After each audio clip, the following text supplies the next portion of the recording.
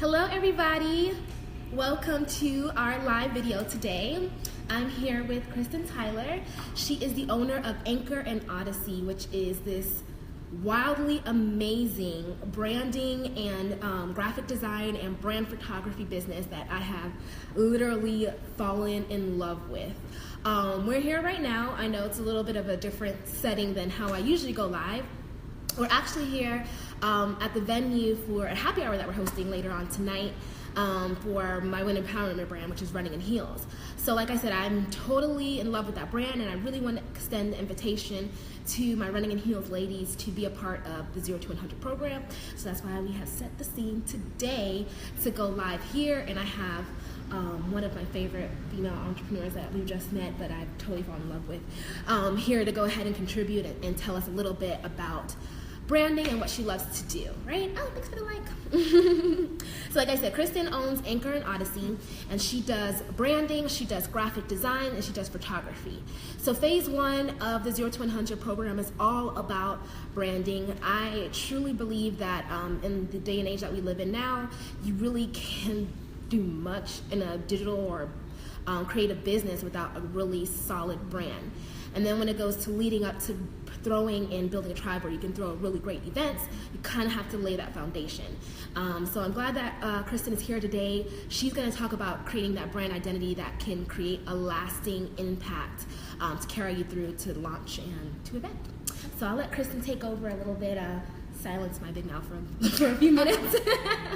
Thank you, Nikisha. You're welcome. As she said, my name is Kristin. I own Anchor Odyssey.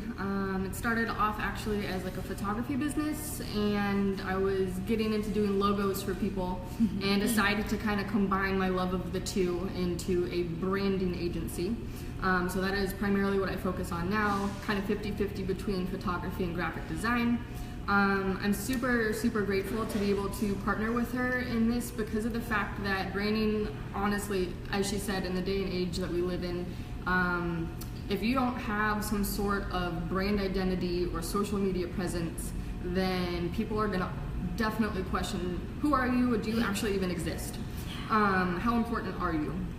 I would say that one of the biggest things with branding is that your brand essentially is going to create like a first impression for people, and if you don't have that kind of packaged all nice and neat with a little bow on top, then people are definitely going to be questioning if you know your stuff, if you are sure of who you are, what your values are as a company. So that's super important, is just the fact that you have to make an impression to your customers, your clients. Yeah, and like today, people's attention span is so quick. Oh yeah. It's like so fast. Like you said, first impression is the best impression, right? Yeah. And you have to, like, people are so visual right now, you just have to catch them in the first, like, I would say 15 seconds, but I think now it's like Probably less than that. Yeah. And I mean, they say that marketing is what brings customers in, and then your brand is what keeps your customers loyal to you. Yeah. Is your brand something that is recognizable? Is it unique? Is it going to stand the test of time? I always tell my clients that I should not, after the period of time that we're working together, we really shouldn't be in touch probably for a few months, if not longer, because branding is an investment. It's not something that you want to put a bunch of money into for something that's wonderful and amazing and then want to rebrand in a year or in 2 years. If your business is growing and changing, that's definitely understandable, but you have to kind of put a limit on what your target market is, what your ideal client is. So you have to think about those things when you are going through that branding or rebranding process. Absolutely. Like, that's probably one of the biggest lessons I learned in year one of my first business, which is Charisma. I didn't even know what branding was. I had a logo and I was like, it's so pretty, but I didn't like do the work to kind of build the basis. You know, I found Charisma because, or the name Charisma, because I loved K's, you know, I have the silent K on my name and everything, and I was like, oh, Charisma means full of grace, and I'm going to bring a touch of grace to every event. And I mean, that was a good, like, standpoint, but I failed to carry that through everything I wanted to portray with my brand. So I made the mistake going out, and so I had to do the rebranding within a year, and I was so terrified. I'm like, people are not going to know what the heck I'm talking about. So again, like, learn from our mistakes. Like, if you do it right the first time, you don't have to rebrand in a year, which is normally not a good thing, but sometimes it's just necessary, Yeah. you know? Oh yeah, absolutely. And when she's talking about branding, I think of that as kind of like this multifaceted object, really. It's not just your logo. It's not just your color scheme. It's really kind of like the face that you're putting out there to the world, and how you want to be perceived. Yes, it's your logo and your colors, but you've got to kind of think of it as this package with all these different sides to it. The story. Yes, exactly. And the thing about branding is that in reality, it may be kind of a process during the branding, but once you have that all kind of settled, it really saves you time. Especially going back to social media or your website even. If you have specific colors and a logo that you're using, specific fonts even, if you are not scrambling every single time you go to post something on Instagram or Facebook or a blog post on your website or a product package label, something like that, it really is going to save you time because of the fact that you already know what your go-tos are. We're using... Well, Nakisha uses a lot of blacks, reds, golds, whites, stuff like that. That's recognizable for running heels. And for me, for Anchor and Odyssey, it's a lot of blues and greens and kind of just like stuff that's chill and calm. And I think that's what they look to see for both of our brands, you know? So Speaking of like fonts, for instance, that's like a huge thing that I had gotten into. So I wrote a blog not too long ago on the Silent K, and it was my creative toolbox, and I found like all these really great sites and places, and I was like, oh my gosh, I need to like hone in on this, and I went crazy. I was like, oh my gosh, I love every single font I found. I love all these icons. I love all these patterns. There are so many out there too. And like you said, if you can hone in on something, it takes out that like the noise. Yeah. Like if you have a great brand identity, it takes out the noise and trying to pick what the brand label is going to be like, what your website's going to be like, etc. Like for instance, in the Running in Heels brand, I have these 2 fonts, and now in everything, if it's not a simple typeface like a Bebas, what is that? Like Bebas New or whatever. Oh yeah, like a really sans serif font. Yeah. Yeah, like a really simple typeface. It's one of these. Yeah. And I downloaded, I kept it, and I'm like, whatever thing I put out there, if I'm gonna give this logo design to somebody or a T-shirt design, they're gonna get these fonts, and it's gonna be foolproof. Yeah. Oh yeah, absolutely. Yeah, and the thing about it with branding is that you want it to authentically represent you and your company. It's a little bit trickier to dig into like what your values are as a company, but really you want those to come through.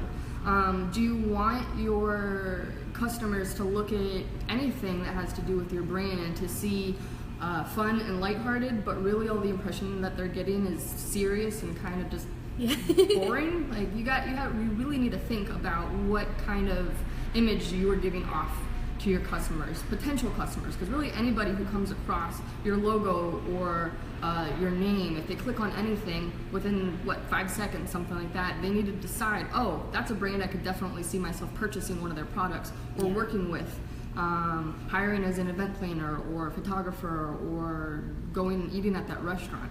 Like there's so many different factors that come into play with the things that we buy and wear and eat and all of that. So you really have to think about how you are kind of portraying yourself and your company and make sure that you are authentically kind of like representing your personality, because if you can't be authentic in this world, then you really gotta kind of reprioritize, I would say. Because there's a lot of inauthentic entrepreneurs, startup CEOs, whatever you want to call it, and it shows. Oh yeah. It shows, and it like reeks off of them, because you're like, what do you do? Yeah.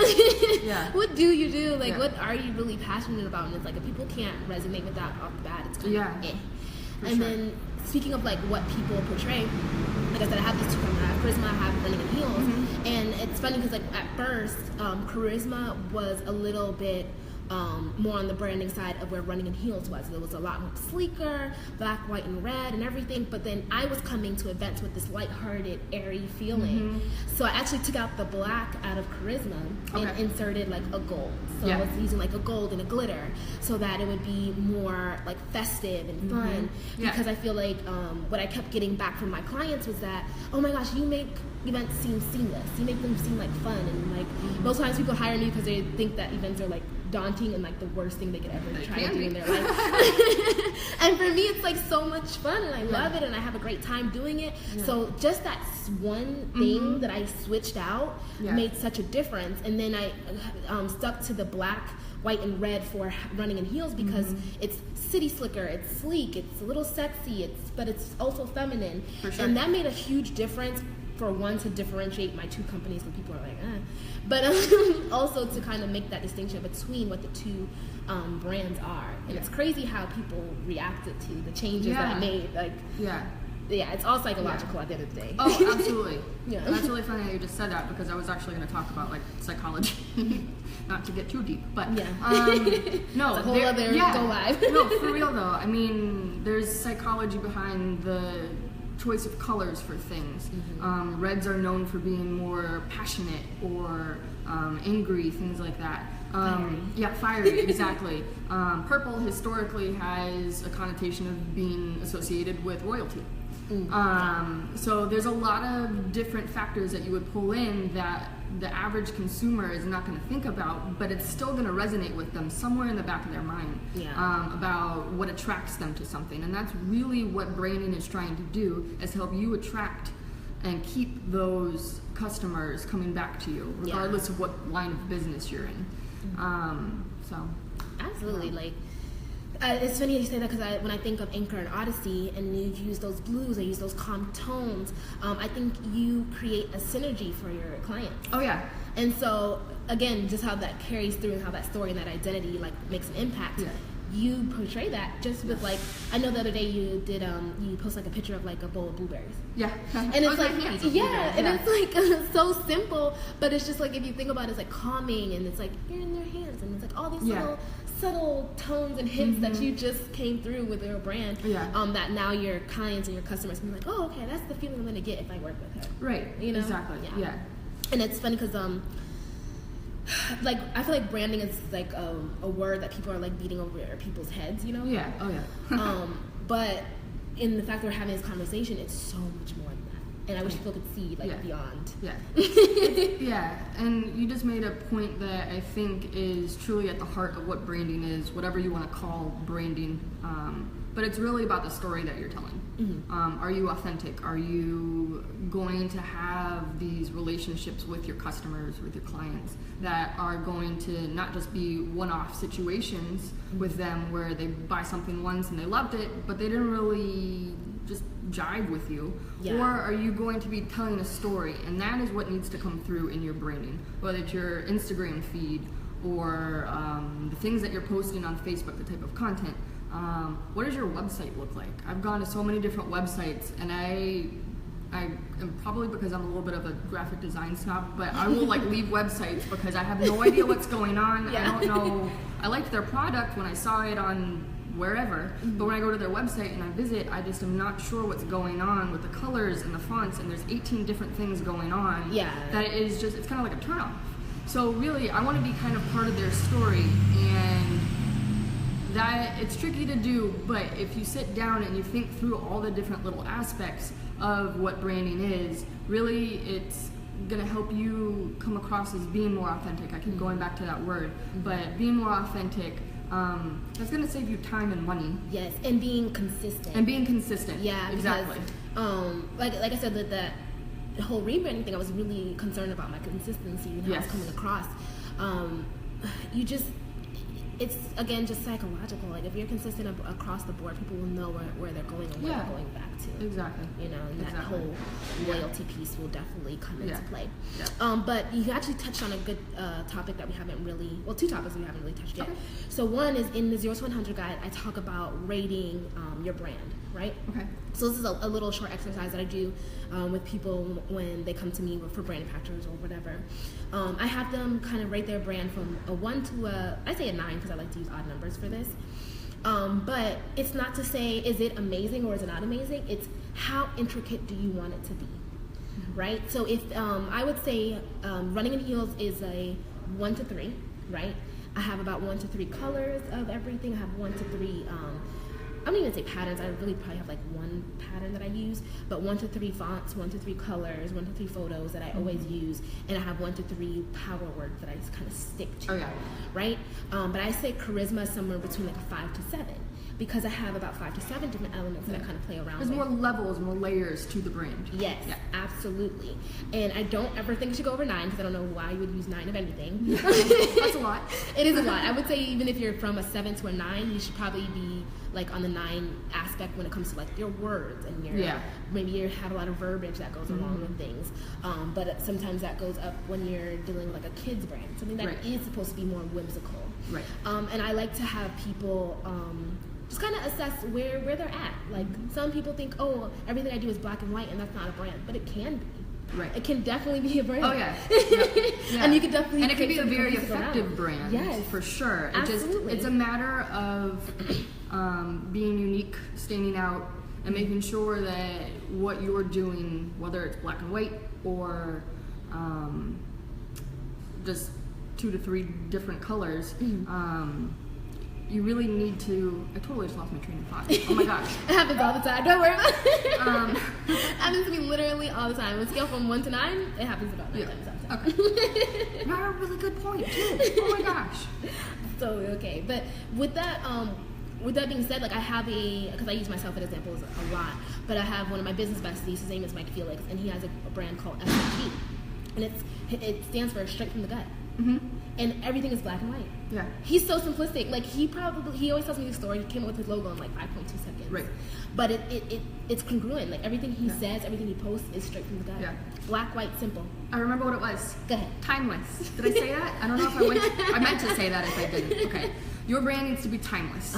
That's the thing. I'm watching, whether it's through Facebook with the myriad of groups that I'm in, or on social media, especially Instagram, because I follow lots of different people. I see all these trends passing through. Yes, they are beautiful.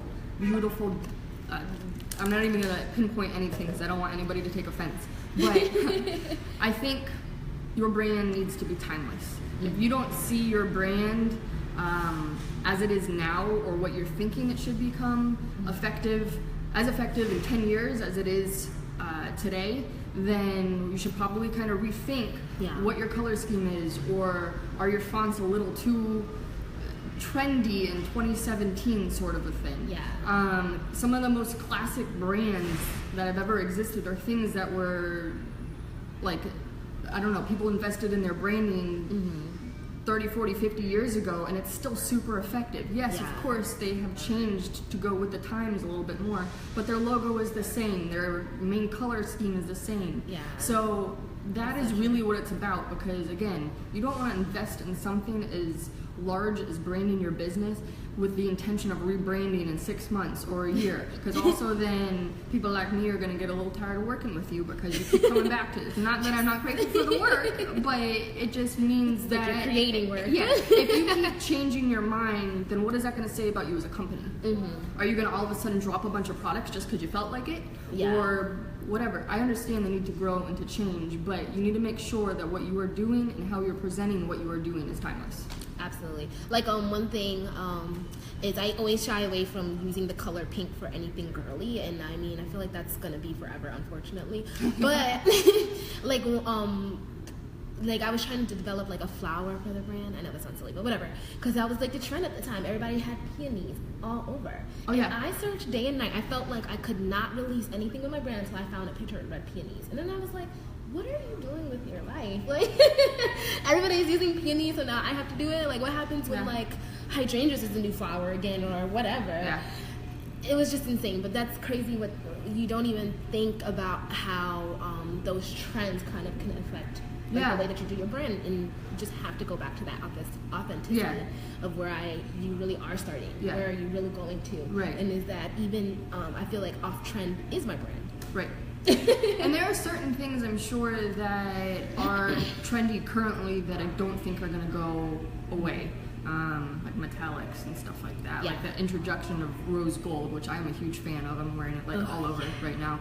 I'm so excited about it, and I'm hoping it's not going to go away, but I don't think, if you think about it, think back, metallics really haven't gone away. Gold, silver, copper, bronze, like they're all still around and popular. Yeah. So you have to use them sparingly. You don't want like rose gold in your face all the time, because then it's just going to be like, what are you doing? A little blinding. Yeah. But you've got to have things that are grounding and going to speak to who you truly are, and are not going to be one of those things where you look at and you're like, Yeah. 18 months down the road. Actually, going back to the whole rating system, another way that I kind of use that exercise with people is in building mood boards. Oh, yes. Oh my gosh. I love mood boards. I mean, that's literally a trend that I will never give up. Yeah. It's like the best I don't invention know who ever. came up with that, especially on the digital front, but Genius. Oh Yes. my gosh. Yes. I could use it for so many things. Create a mood board for anything. Yep.